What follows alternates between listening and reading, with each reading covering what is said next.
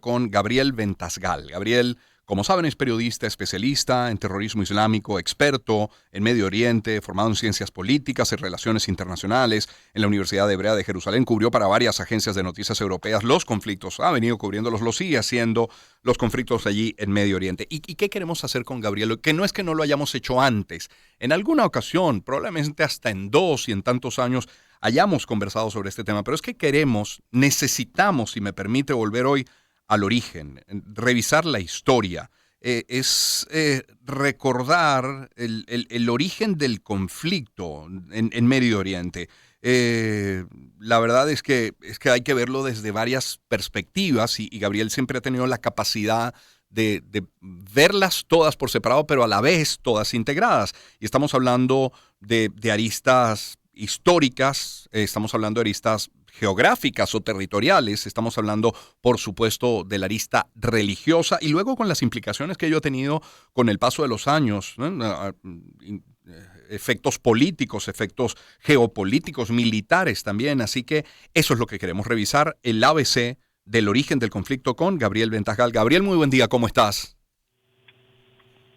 ¿Qué tal? Nuevamente, muchas gracias. A ti, Gabriel, por atendernos. Gabriel, si pregunto de nuevo, ¿cuál es el origen? ¿Cuál es el ABC?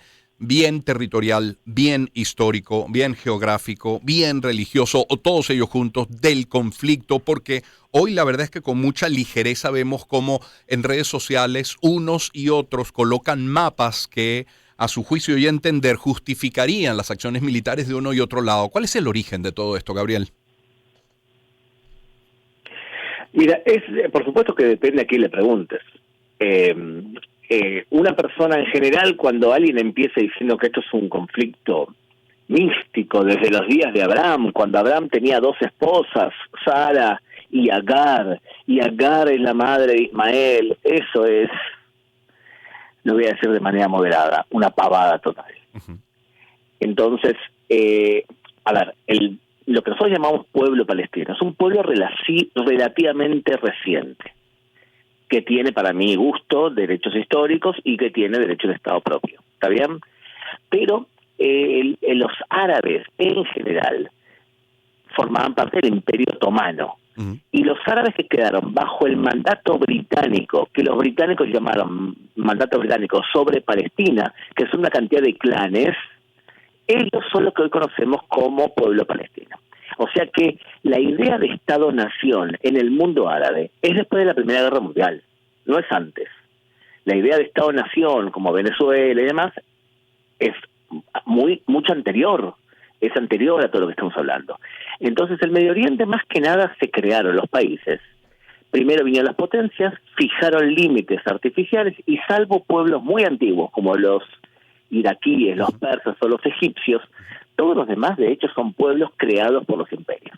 Y todos los que quedan dentro de una frontera son ese pueblo. ¿Estamos de acuerdo por ahí? Uh-huh, uh-huh. Cuando le vas a preguntar a alguien cuándo comenzó el conflicto, y se gestó el conflicto entre palestinos e israelíes entre las dos guerras mundiales, entre la Primera Guerra Mundial y la Segunda Guerra Mundial, en donde los árabes del Imperio Otomano veían cómo los judíos, escapando de Europa y buscando un refugio, regresaban a su patria histórica y aumentaba la cantidad de judíos, y a los árabes locales eso no le llamó la atención y no le gustó.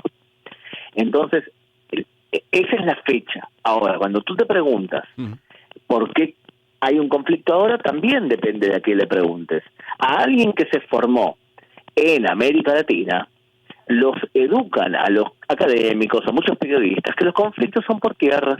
Uh-huh. Entonces los educan que los conflictos son por agua, por petróleo, por cosas materiales, se llama materialismo histórico. Uh-huh. Entonces, en general, te van a decir que todo este conflicto es por tierra o por ocupación. Existe alguien que ocupa a otro, y que puede ser los territorios de Cisjordania o en algún momento la Franja de Gaza, que ahora no está ocupada, o los más extremistas te van a decir que todo Israel es tierra ocupada. Entonces ese es el origen del conflicto, y va a haber otro, más que nada especialistas en Medio Oriente, que te van a decir que el conflicto es netamente religioso, porque el Islam en su versión más radical, y muchos del Medio Oriente son radicales, no acepta ningún Estado cristiano ni judío en el Medio Oriente. O sea, en otras palabras, te respondí que de acuerdo a ti le pregunto. Uh-huh. Ujú, Si me preguntas a mí, a Gabriel, ujú. evidentemente el conflicto es esencialmente religioso, y aquel que no habla de religión o que no conoce tribus, clanes y las diferencias religiosas, entonces habla traduciendo al idioma que le queda cómodo a él, pero no habla del Medio Oriente. Mm. Y las potencias que jugaron y que aún juegan hoy un papel en el conflicto, ¿entienden esa dimensión religiosa? Es decir, las potencias europeas, pero luego Estados Unidos y el resto de los aliados de unos y otros, de palestinos y de israelíes, ¿entienden esa dimensión del conflicto o van por otros intereses distintos? Mira, la gran mayoría de países no, durante muchos años, no comprendió esto. A ver, por ejemplo, ¿te acuerdas? ¿Viste Rambo 3?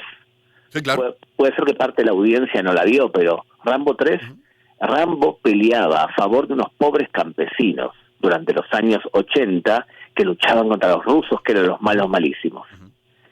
Ok, Rambo peleaba a favor de los talibanes. ¿A ti te parece normal que Sylvester Stallone haya hecho una película donde considera a los talibanes como los buenos de la película? Hmm.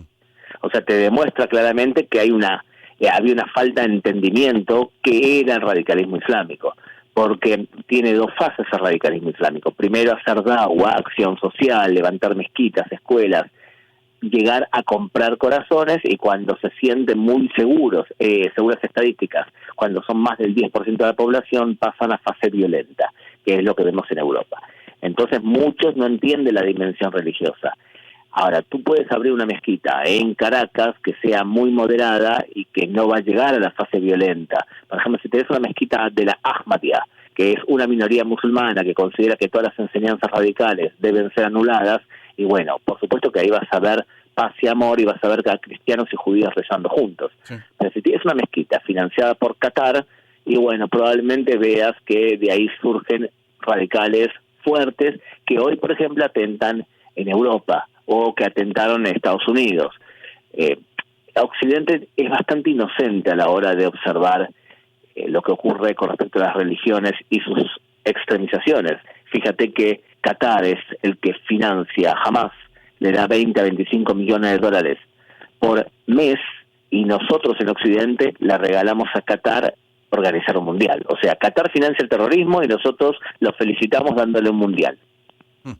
Es Gabriel Ventajal quien nos acompaña. Gabriel, ¿crees que tú, tus hijos, tus nietos logren ver a una zona como el Oriente Medio, Israel, Palestina, en paz? ¿Creen que lo logren ver tú, tus hijos o tus nietos?